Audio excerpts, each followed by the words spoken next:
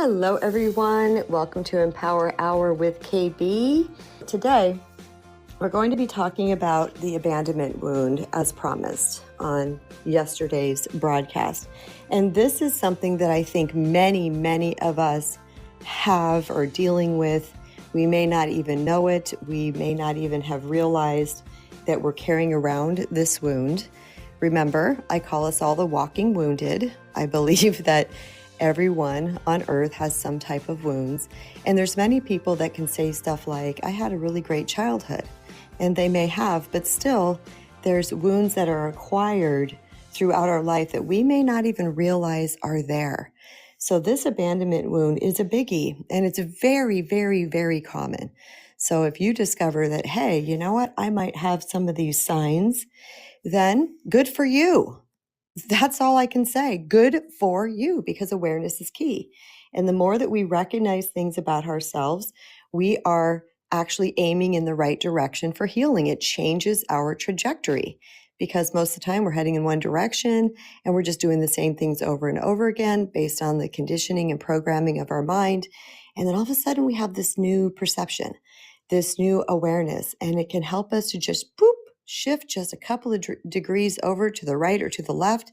And next thing you know, we're going down a whole new path.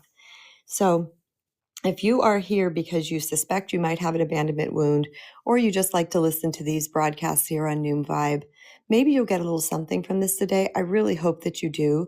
Or maybe a greater awareness about somebody that you're dealing with, because it's interesting to deal with other people that have abandonment wounds as well as dealing with ourselves.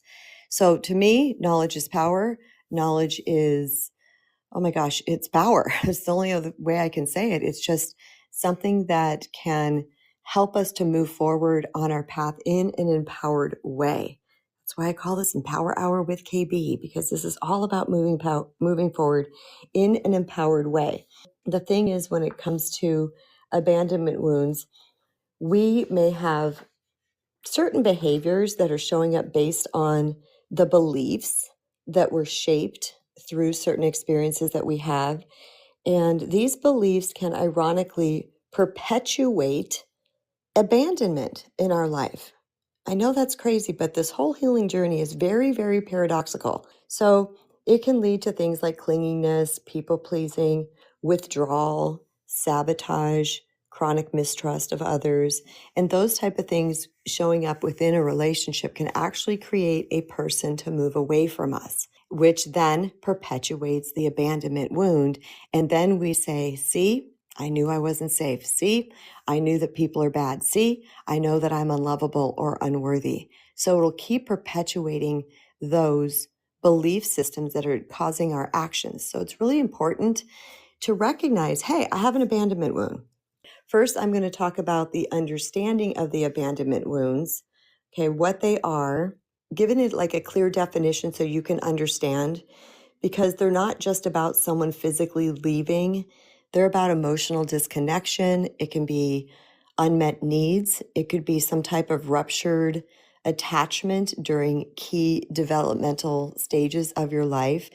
And then these things take root and they start to show up in our life based on the way we process our relationships, the way we see people. It can create a filter through which we see life and relationships through. One of the first ways that this can happen is in early childhood experiences.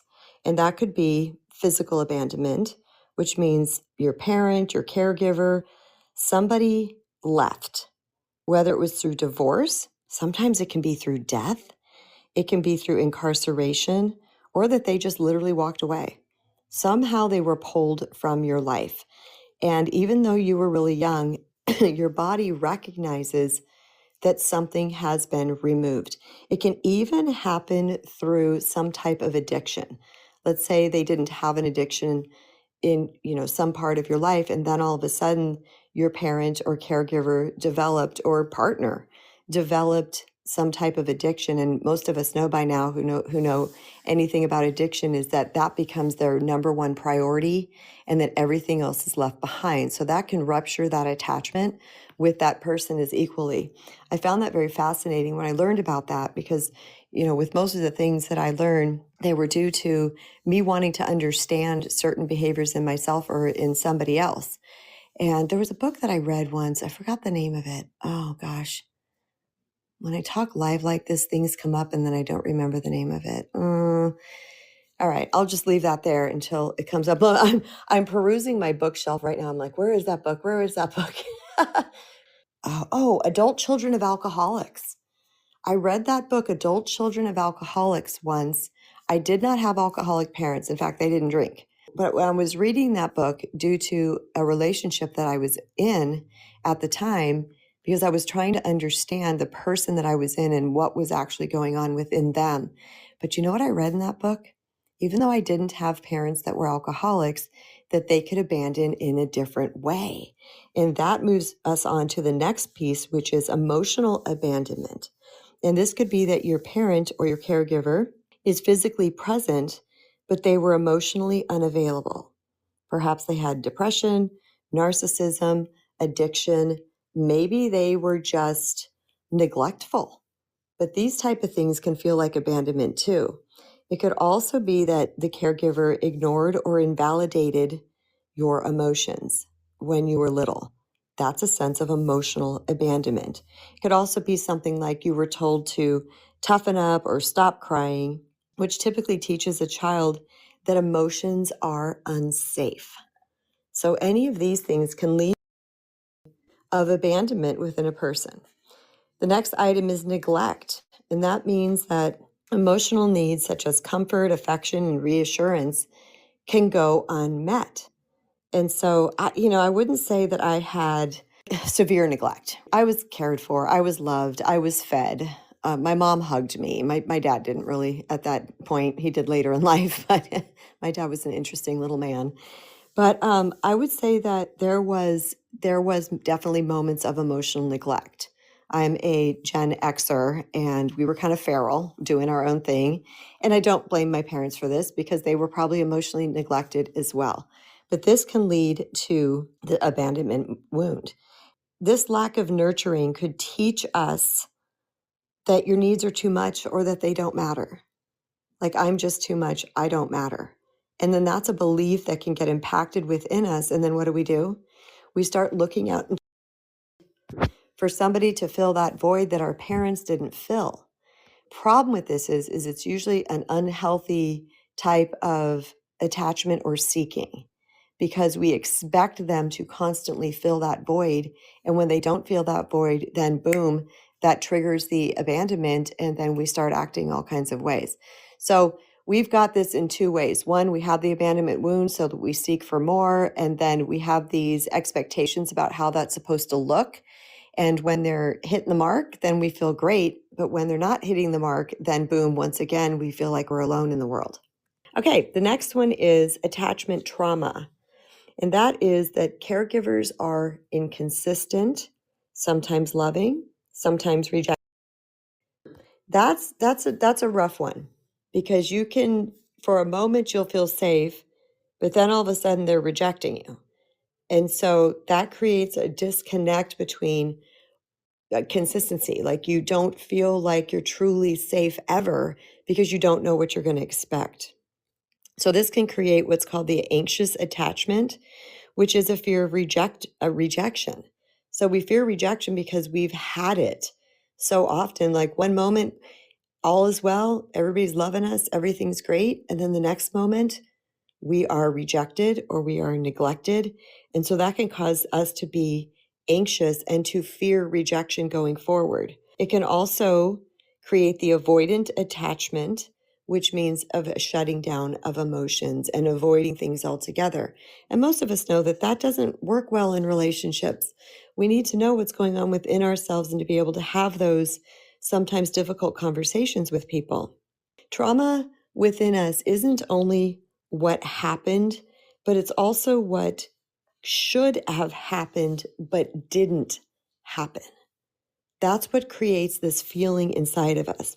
There could also be developmental trauma, which means we have chronic relational trauma that is often invisible but deeply wounding. So that means there's something that happens in our life that is in relationship with another person that we feel more than like they're not hitting us or beating us. There's a chronic feeling that's a running theme underneath the or within the energy of that home or that place that should feel safe to you. So it could also mean that we're growing up in a place that love had to be earned. It had to be earned through some type of performance or obedience or caretaking. We were forced to caretake in a certain area. And maybe, I've seen this before where a child is responsible for all of their younger siblings and the parents are out doing whatever it is they're doing. I'm working with a person currently who has that.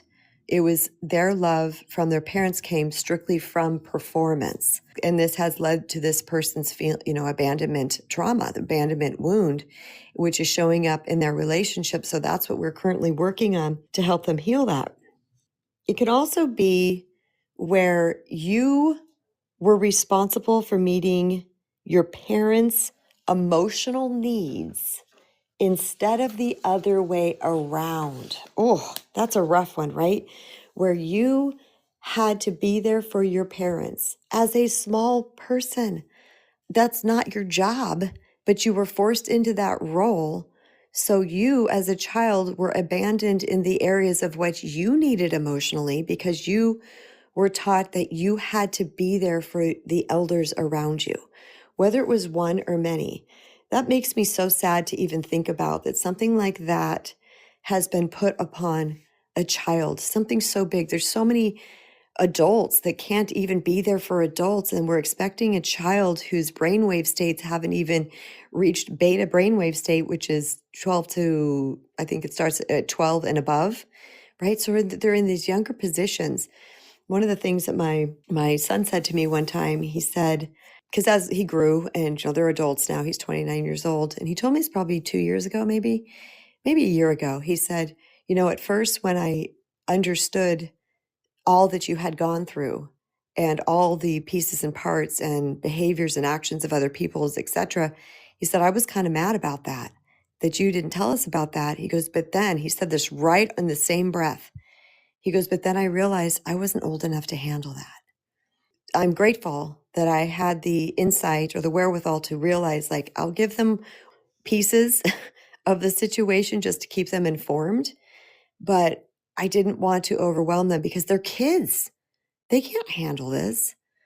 I'm thinking of one of the friends of one of my children who, after the mother got divorced from the father, or the parents got divorced, she leaned on her son to be her partner, not in a sexual way, but basically he now had to take care of her. She wasn't taking care of him, but she had to take care of her. So if you guys are relating to any of these things so far, I know there's a lot that I've said so far. Send up some claps, send up some emojis if you have an Apple device, because, other people need to see that you get it too. I've had these things, some of these things, not a lot of them, but I would love for everybody else in the room to, there we go. All right, you guys, awesome job. To see that it's not just them, because there's some people too that don't even have an Apple device, so they're not going to be able to send up their claps. And if that's the case, then you all can send me a DM and just send up some claps or something, and I'll check the DM. And you can do that by clicking on my profile picture and clicking where it says say hi. Don't click ask me a question. Click where it says say hi. So Amani, Jeanette, VA, Stephen, Jennifer, Terrelyn, Sarah, Jeannie, Christy, and Sarah all relate to that. Awesome, guys. Thank you so much, because we are community. We are, and Amy and Truth. We are community strong here, you guys. This is what makes us so beautiful, is the community, the understanding that we're not alone. You're not crazy. You're not broken. And there's nothing that is fatally flawed about you. You're a human being having human experiences. We are humans doing human things, and that's what my podcast is all about. That's what I teach, is first and foremost for you to understand There's nothing wrong with you. You're not unworthy. You're not broken beyond repair.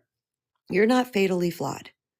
You are a human being that have had a whole bunch of experiences, and they have culminated into certain belief systems that have contributed to certain behaviors. The end.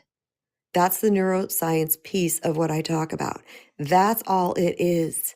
It's conditioning and programming. We all have it on some level. So settle yourself down into that beanbag of truth.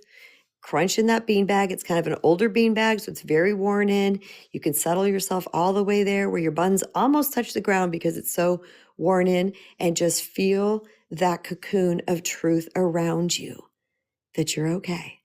You're going to be okay. And there's nothing fatally flawed about you.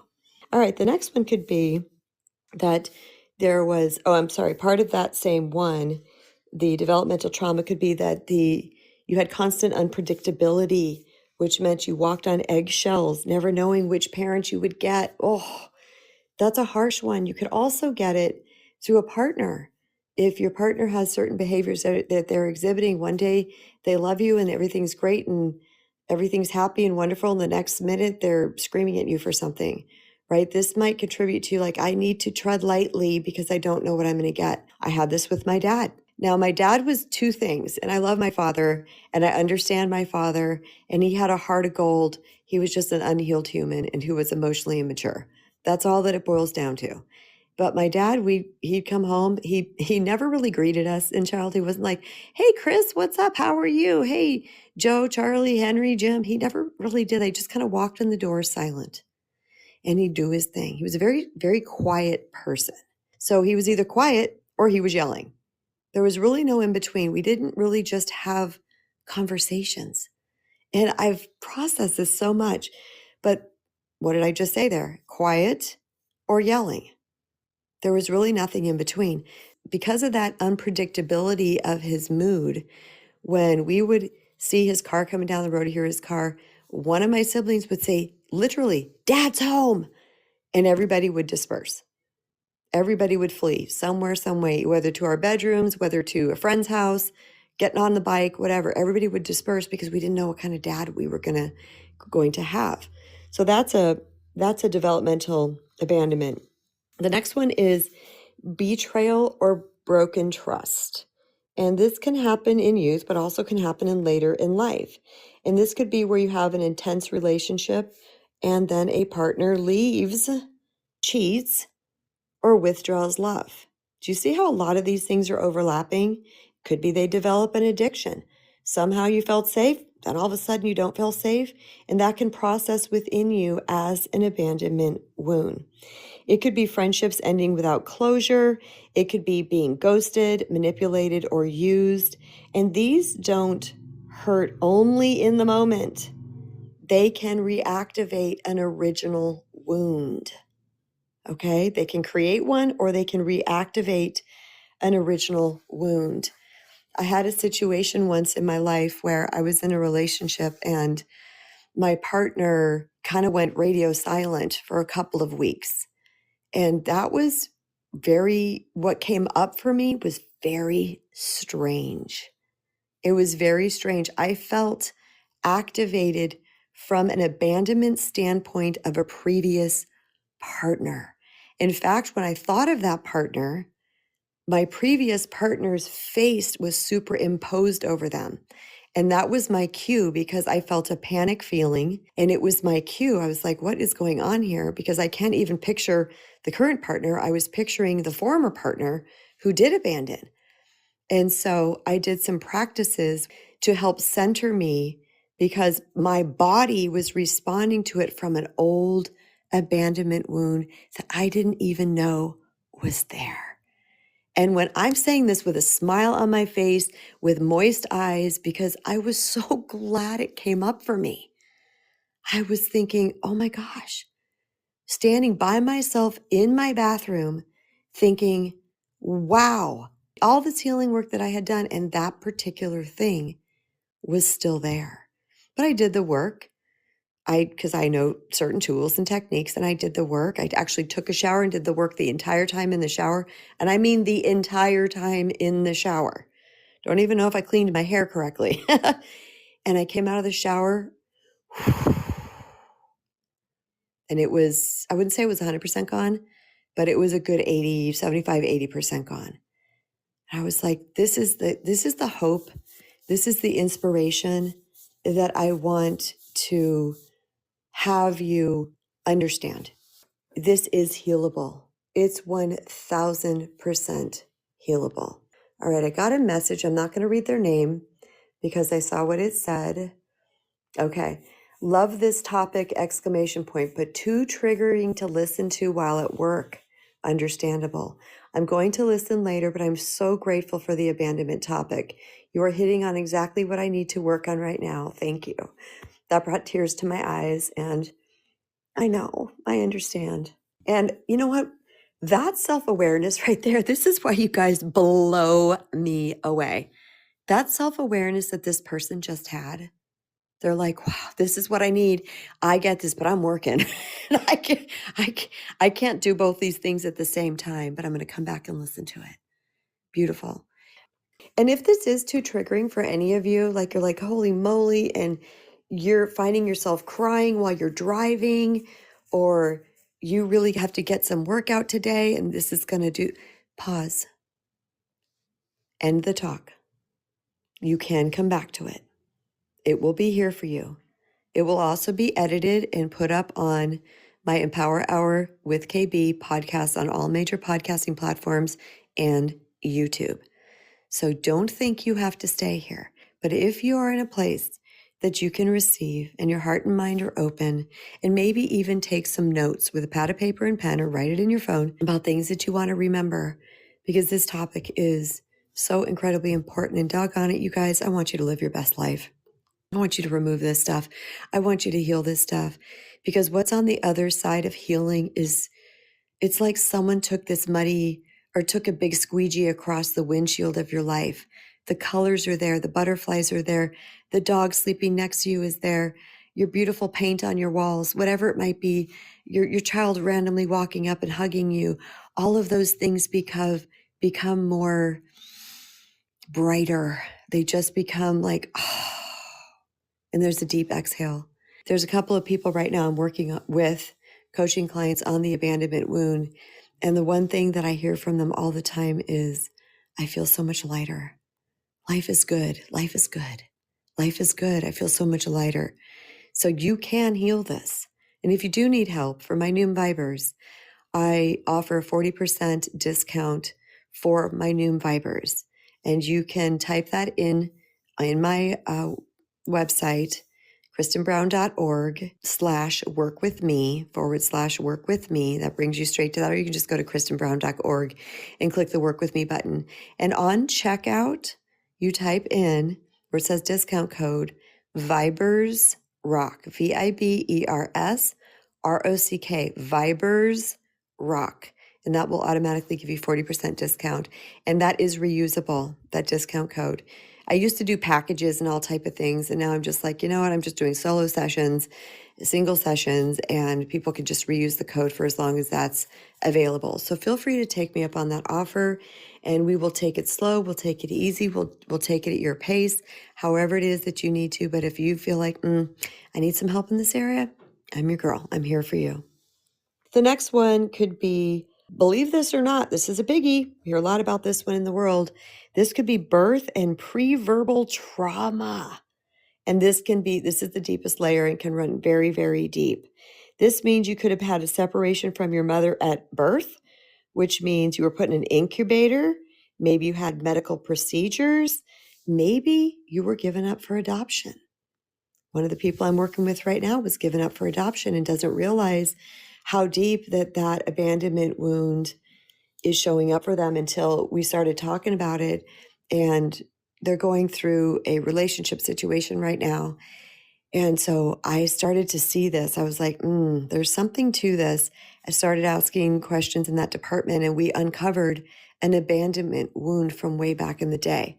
And sometimes this deep layer could require something deeper like EMDR, somatic healing, some type of trauma therapy, because we do need to approach that deeper layer. I 1000% without question believe that this is healable. Absolutely. It's just about knowing it's there and resetting your nervous system and belief system about what that impacted into you, and also through types of meditations and things like this. It could also be from birth trauma, like a C-section, cord complications, or a longer slash fast labor. This could register as nervous system shock. And these are stored as felt experiences, body experiences, rather than memories. So keep that in mind. These are just going to be triggered in the body. It's not going to be remembered when that parent walked out the door, or something, the parent died or something like that major where it's a memory. These are going to show up in the body through your body's reaction to certain things. All right, the next one could be intergenerational trauma, which is abandonment cycles that are passed down through the family pathology, which means that parents who never received secure love will unconsciously repeat those patterns. People call this also generational curse. I don't like that. The word curse, no. That sounds like someone put a curse on you and that you have no control over it. Ayanla Van Zandt, I'm not sure if you guys know who she is, but I love this woman. She had Ayanla Fix My Life, and that was on the OWN network, the Oprah Winfrey Network. I'm not sure if it was there the whole time or maybe OWN took it over, but at any rate, great show, great show. But she talked about family pathology. That was the words that she used, and I thought that I like that. Or generational patterns.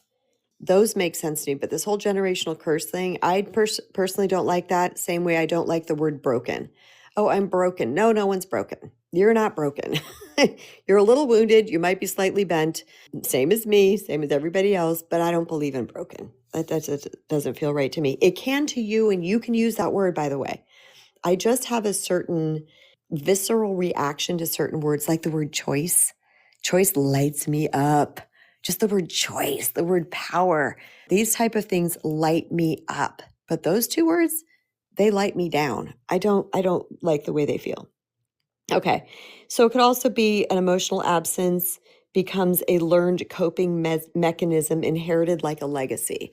This is why I mentioned earlier that my father, who I felt was emotionally immature and he was emotionally absent for us. He was kind of mentally absent from us too. I mean, if I asked him, Dad, would you help me do math? He would try. I remember us sitting in the kitchen floor playing jacks, but he was just kind of off to himself a lot. You know what I'm saying? But what did I say about that? I said that I know that his parents were the same way to him because they were my grandparents and they lived here. They lived 45 minutes from us and we saw them occasionally. Again, no diss on my grandparents. These are those generations ahead of us. Those are behind us. Are they ahead of us? Ahead of us. The generations ahead of us. And this is why these conversations are so serving and so imperative. And the upside of social media is the language, the awareness, the information that we have access to now. Like, we are self-healing superstars, you guys. And I'm hearing kids younger than like 20, in their 20s, young 20s, even teens, sometimes talking about things because they're having this awareness. And here's my thing. I don't discount them, okay, just because they're young, because the brain is so wide open. I've often found that young folks, late teens, early 20s, if they're dedicated, as always, late teens and 20s, will heal quickly because they are so receptive. Maybe they haven't been bashed enough through life, or maybe they haven't done the same thing over and over and over again for 40 years. See what I'm saying? But I've seen them be very receptive. So if they're picking this stuff up, I'm happy. I'm happy. But I always say to everybody, use discernment, because there's some things out there that I run across. I'm like, ooh, ouch, that should not even be out there. Like, ooh, no, that's wrong. That's not good. Okay, so use discernment. feel into your feeler, feel into your heart center. Does this ring true? Does it like ding, ding, ding, ding, ding, ding, ding? Or is it like, oh, that's what it is? What does it feel like to you? My entire healing journey was based on things that rang true. That's it. That's it. If it rang true, I adopted it, I owned it, I integrated it, I worked with it, I found tools around it, and I started to heal. But there were things that I was like, no. And I didn't do that. Like the whole, there's just a lot of narratives that were out in the world that I couldn't get on board with. They just didn't feel right to me. So once again, this is about you putting yourself back in the driver's seat of your life. This is about you trusting you because you are a soul. You have a heart. The heart has 40,000 neurons, brain cells in the heart. The heart knows things. Trusting it, trusting those nudges, trusting those visceral reactions, trusting that ringing true, trusting that message from your soul, trusting your higher self. Even with everything I've said so far today and anything I ever say in the future or anything you might be listening to in the past, take what resonates. The end. I'm not here to tell you how to do your life. I'm not here to tell you that I'm right or I'm the boss of you or any of those things. I'm just a woman who's gone through a lot, figured some things out, and want to help the world stop suffering. But you, my beloved soul sibling, you must be in the power seat of your life. You must look at and feel into your soul and into your heart. Okay, so what happens from these abandonment wounds is that we develop core beliefs. And these core beliefs are something akin to or exactly this: I'm not worthy of love, or everyone leaves, or if I get too close, I will get hurt, or my needs are too much. It could also be it's safer to reject others before I am rejected. Those are the core beliefs. And when we have these core beliefs swirling in our unconscious, they either filter through which we see relationships, we see ourselves.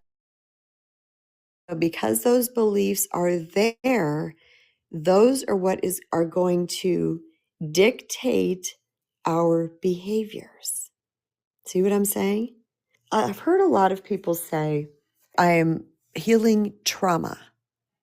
And I said this to a coaching client recently. I said, it's not the trauma we're healing, it's the belief systems that came from the trauma. The trauma's over. That's done. It happened. It's done. But what are we walking away with? We're walking away with these belief systems that came from it. And that's what is dictating our actions, our behaviors, our thoughts, the way we show up. And by the way, you guys, that's the inner world that I talk about. I always say, heal our inner world, change our outer world. This is why. Because when we heal those things that implanted, that have been programmed into us, boom, we see people differently. We see relationships differently. We process information coming to us from relationships differently. The way we act, show up, what we're able to handle coming from our relationships, all of it starts to change because the foundation of who we are has changed. Okay, I'm going to take a break right here and see if anybody would like to come up and to share anything that's coming up for you right now about understanding the abandonment wounds. Yes, I had a feeling this soul sister was going to pop up here. We have Amani. Thank you for coming up, Amani. Well, thank you for having me, beautiful. Yes, this is a hard topic, but it's also a necessary topic. Mm-hmm. It helps us to discover what the patterns are, what keeps repeating itself. And we can shift from it being like attacked all the time. Why is it me? People don't like me. this and this and this and this, to, okay, this is why I feel that way. This is why this keeps happening.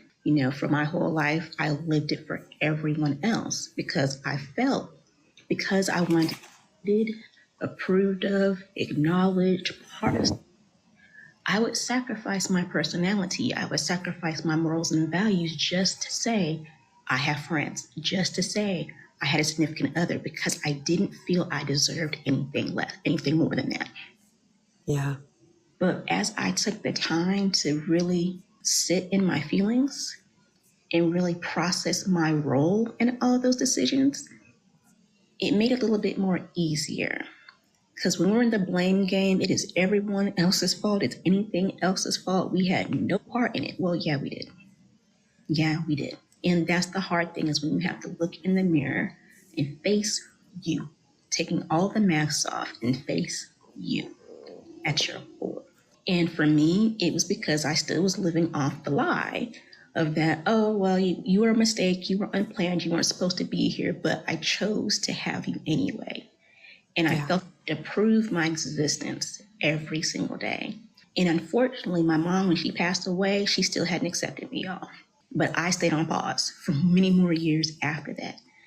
And it wasn't until a great pastor said to me, he's like, your life is not about you.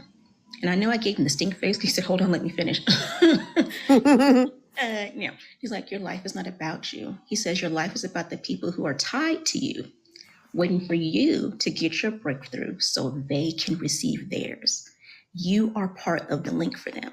And there is nothing you could say if you went back to God today that can explain and excuse why you allowed all those people to perish and die because you didn't want to give up your feelings of rejection, being angry, being jealous, gossiping, all the things. At any time, you could have given it up. But you chose to hold on to it like that blanket with Linus, on the peanuts. Linus was everywhere with that blanket, and he'd fight you if you tried to take that blanket away. Well, it's the same thing with us. Our bodies protect itself. Our mind protects itself. And it's not necessarily a good thing all the time, but to the mind, it's a danger. Until you unlearn to relearn how to shift your words and perspective. The situation may not have changed, but your viewpoint of the situation is what changed. Yes. That's it right there. The reason my mom said that to me all the time is because I was the product of an affair. I was an affair baby. And so every day my mom had to face her decision, live and in color. Every single day she looked at me, it reminded her of that decision. And coming from a West Indian family, coming from the time when there was no segregation in the Virgin Islands, but when they came stateside, it still was in effect. So that culture shock. My mom was the oldest of 9 kids. So she had to watch everybody while her mom, worked at the job because they separated from her dad because he was on drugs. Then my stepdad was on drugs. My sister's dad. So the whole pattern kept repeating itself. Yep. This is what I track because it's what I know. It is the standard example of what I've seen, whether we realized it was healthy or not at the time. And that's what I saw. And so I ended up in abusive relationships too, because my mom had stayed in an abusive relationship. My mom tried to change people, and then I tried to do the same. Well, if I just stay long enough, they'll get over it. They'll get through this. If I just pray hard enough, no. Someone has to be a product of their own rescue. You can't force anybody kicking and screaming to do something different that they don't want to do. Mm-hmm. It's going to cause more harm to you to try and convince them otherwise. So that was eye-opening for me to finally understand the reasons why my mom said what she said. And then that gave me the ability to become content in the present so I can expect more in my future. So go ahead and wear those crowns, ladies, gentlemen, because you're royalty. Thank you, Amani. Thank you. Just to clarify, because I know what Amani was talking about, but I there was a part where I thought you guys might be going, what? Okay, she's talking about in current relationships, there's a part that you were responsible for. We all are. Now, in some of the things that I listed, like your parent left you, or they had an addiction, or they were emotionally neglectful. She wasn't talking about that. You're a child. You're powerless. She was talking about later in life, recognizing her part, what she had carried into the relationship. So I just wanted to make that clear in case you guys were like, well, wait a minute. Okay. Thank you, Amani. That was beautiful as always. I super appreciate you coming up. And next up, we have our sister Robin, and then we have Stephen afterwards. Oh no, Robin. Looks like I'm getting the black hole. Yep, I got the uh-oh, Robin. So let's try that again. And after Robin and Stephen speak, then I'm going to go into the signs that you could have an abandonment wound. Oh, Robin. Robin, we're not getting you back. Maybe she had to go. I want to wait a little bit, though, because she is on her lunch hour, and to see if she's going to be able to pop back in again. Maybe she can't. Maybe she had to go. Okay. All right, Robin, I'm going to go ahead and bring up Stephen. If you're able to, please rejoin, and I'll bring you up right after Stephen. She started her new job. So excited. Hey, Stephen. Hey. Oh, Stephen, she's back in. Do you mind if I pop her back up because she is on her lunch? Oh, go ahead. Sure. Is that okay? All right. Thanks, Oh, Stephen. yeah. I'll be right with you. Sure. Okay. All right. I knew Stephen would be cool with that. Okay. Thank you, Stephen. I appreciate that. You're a love.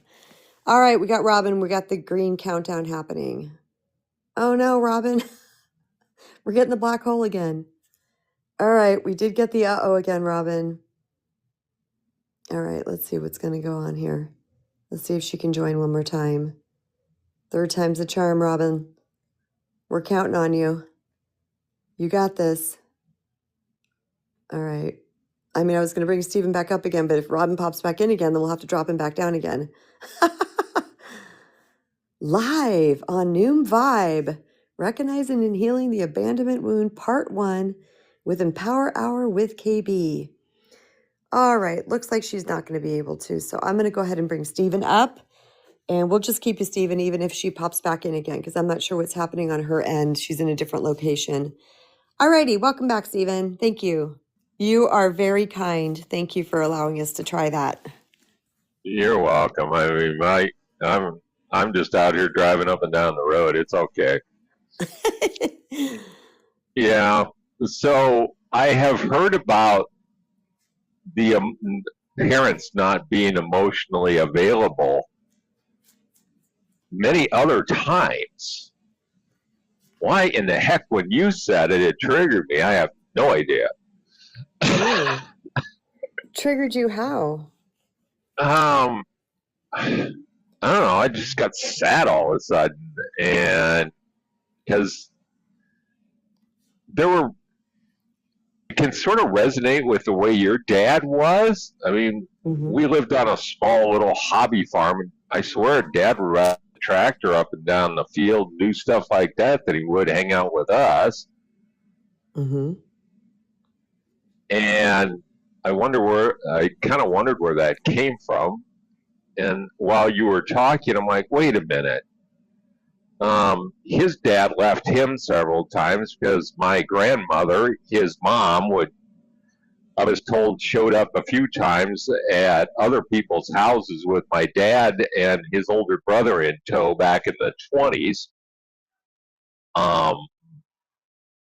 Because his dad was kind of a quote-unquote shyster and had the next get-rich-quick scheme in the 20s that never panned out.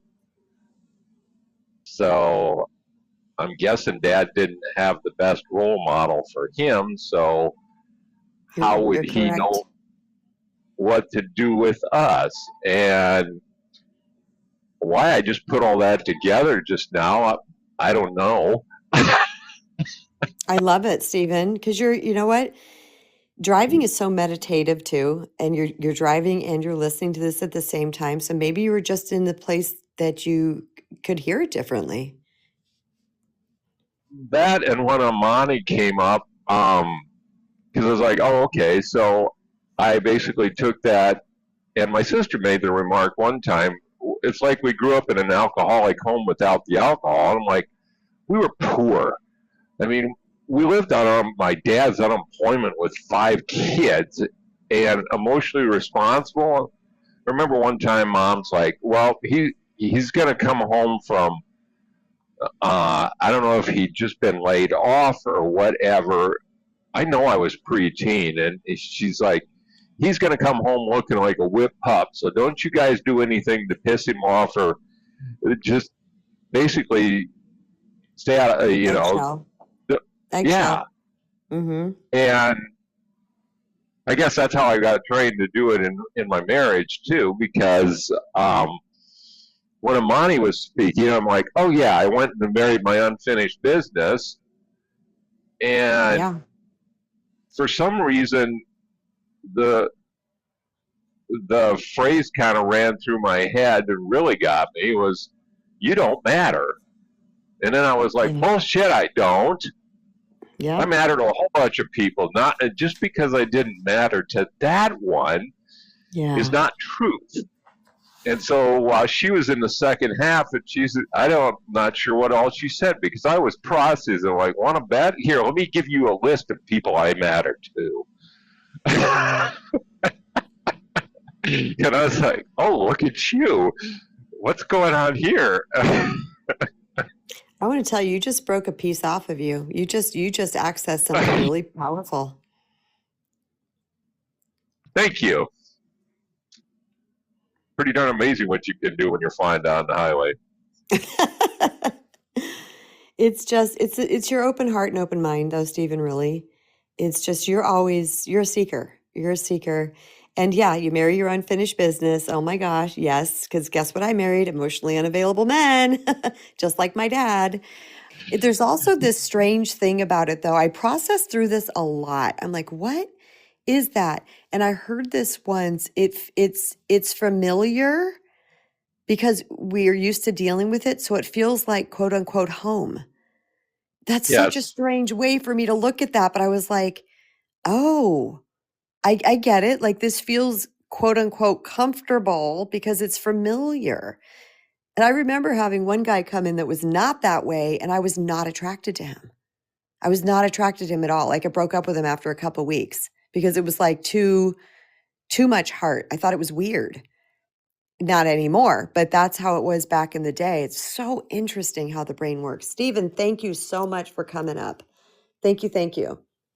You can feel free to join again later if you'd like to, or anybody else. And I would love to hear what you guys have to say, because right now you're seeing wisdom, you're seeing experiences healed, you're seeing new ahas. Like Stephen said, wow, I just put all that together.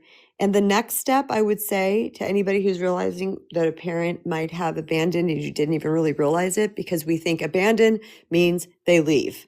That's what we think. But again, like I mentioned in all of this talk so far, there's so many different layers of abandonment or different types of abandonment.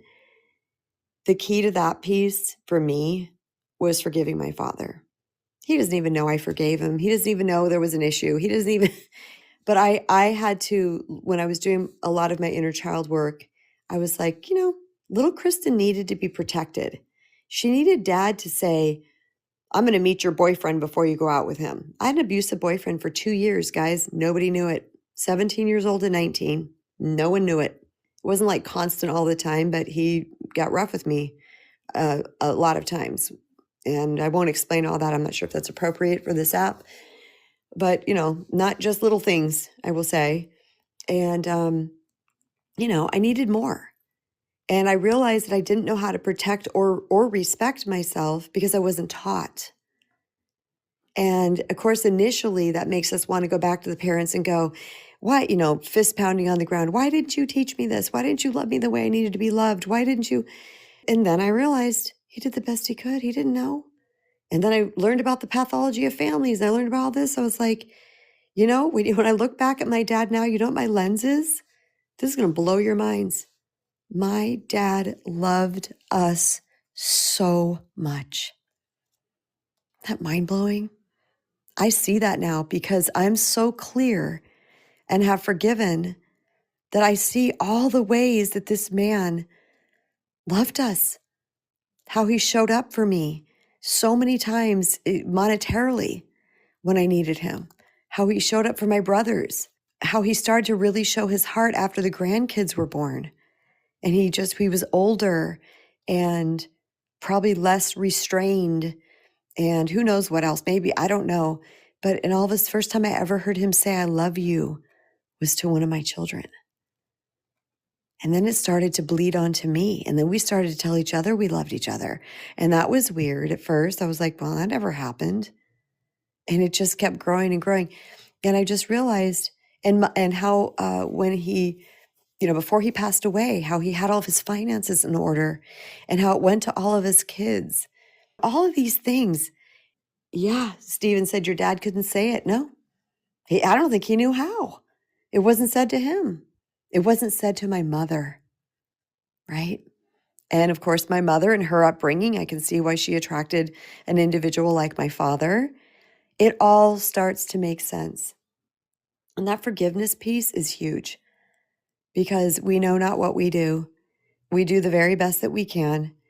And sometimes it's not great. And sometimes we wish people did it differently or more or better, an improved way. And it was because of that with my family that I wanted to be a different mother.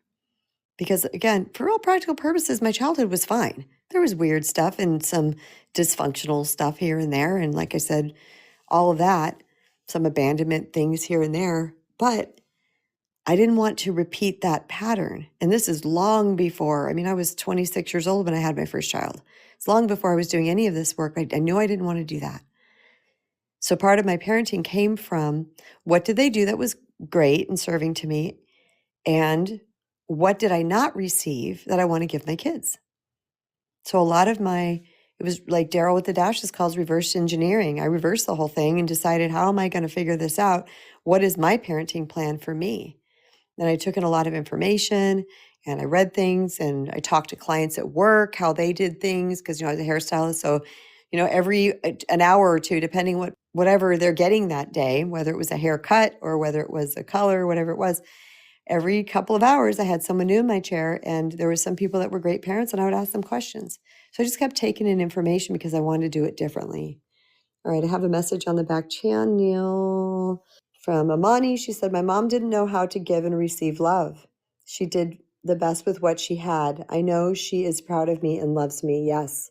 Isn't that so wild what we figure out later? Robin, thanks for showing back up. Hey, Kristen. Can you hear me? Hey, I can. Hey, sorry that I think I just probably lost signal in the very large building that I'm in Orlando. No big deal. No My new worries. my new place of work. I don't know if I've ever talked to you about this. I talked to Christina about it when I was a little girl, daddy's little girl, and I didn't know a lot of this when I was young. I was the second child. My sister was older, but we found out later, adopted from my mother was pregnant and my father did marry her and adopt my sister. So I was the first, his child. And Okay. he was a very bad alcoholic, very abusive to my mom. He would get the belt out and we would have some things that we would get punished for. I Mm-hmm. think my sister probably got the brunt of more things. But I loved my father and he was very affectionate with us and very loving and he loved my mother, but I think that when he was drinking, he really just couldn't control it. And I think he also had a degree of paranoid schizophrenia as well.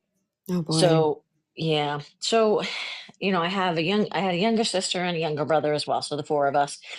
My mother she just tried to leave. So when we left, like we got scattered, like with my mother took the younger two and lived with one of my aunts and my sister and I lived with my grandparents, and so there was kind of a division there, but we were used to being with our grandparents, so it wasn't that bad, but we were away from my father, so I used to go to my Mm, friend's house and I would go and I would run across the field and I would go see him because I missed him, and there yeah. there was a dog there and I missed the dog, and one time I went there and he looked at me and he said, "Get out of here. I don't want you to keep coming here because every time I see you, you've changed or you've grown or, get go away."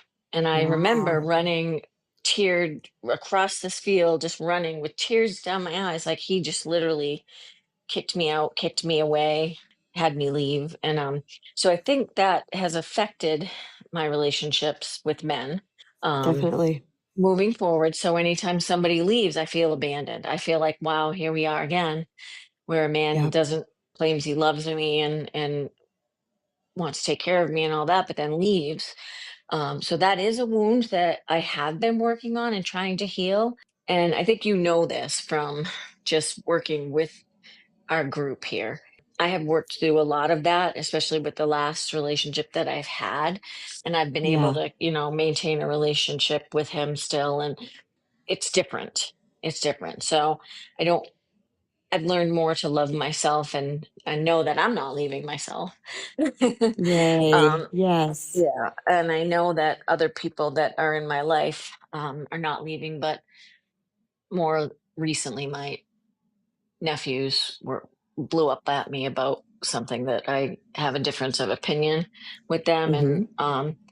I feel like they're really a real disconnect there. And for a minute, I was like, here we go again, another abandonment. And even my best friend, she did that. She's like, if you're going to talk about that, I don't want to be on the phone. And I was like, okay, sure, just abandon me like everybody else. And I literally said that. Yeah. Um, but when she called and she apologized, well, she texted actually and apologized. And um, I just thought to myself, you know what? If this is the time, and I've listened to Lois, this is probably the time where people start leaving your life that don't have the Mm-hmm. same beliefs and values and want to see where you go and upward and onward. So that's kind of where the healing starts. But I'm really anxious to hear part two of you. Robin, if you're not done and you'd like to come back up, feel free to. If you are and you need to get back to work, that's okay too. Yeah, I had a feeling that she had a little bit more to say. Oh, such great awareness. Yeah, that when we heal, one of the things about it is some people will fall out of our lives, and that's just part of the gig. But yes, please continue, Robin. What happens, I guess, with each successive relationship is I now say to myself, I've been through this. You can get through this. And what I've gone through in the past year, I feel like I could get through anything, to be honest. Mm-hmm. And it's not that I don't, because I value love and I have a lot of love to give. And the person that does come into my life and join with me and compliments me, because I'm not looking for them to make me happy, because you can't do that. You need to have your life and love your life and do your thing, and they just come in and it's a compliment, and not feel torn when somebody does decide that they don't want to be in your life. It's not that it's not going to break your heart, but Right. you can heal a lot faster, probably. Yeah, believe me, I at the beginning of my journey here, and Cecilia Grace will tell you, that's where it all started, was a relationship that failed. So that hit me very, very hard. But when I started listening and learning and giving myself a little grace, I determined that I can get through. I have support, I have the tools, and I will keep trying to use them to heal. Yeah. Yes, you're doing such an amazing job too. You really are. Thank you. Thank you. I You're I feel welcome. like I am. I really do. I keep on keeping on, right?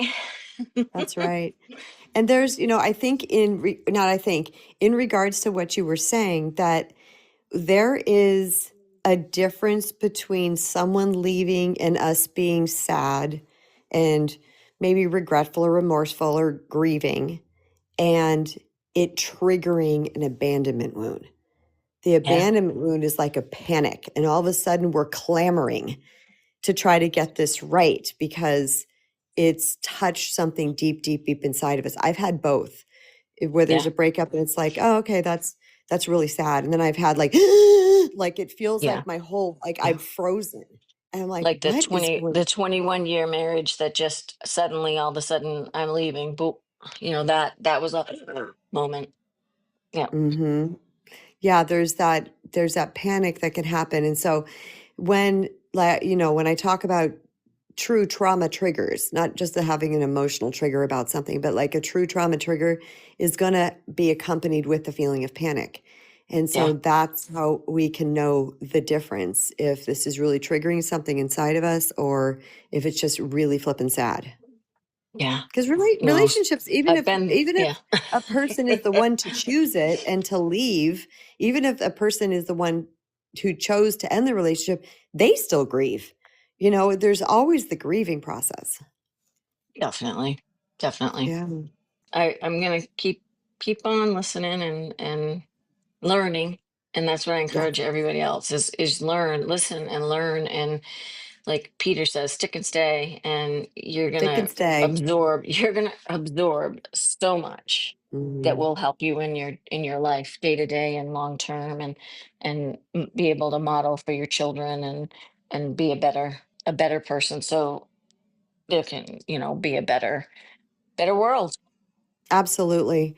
The only person we have control over is ourselves. So be the change we wish to see in the world, right? Yes, thanks for having me on, Kristen. I appreciate You it. betcha. You betcha, Love you, my Robin. sister. Love you, my Bye. sister. Thank you for coming up. Yeah, I do love that Peter says stick and stay, and he is in the room. He was sending up some love.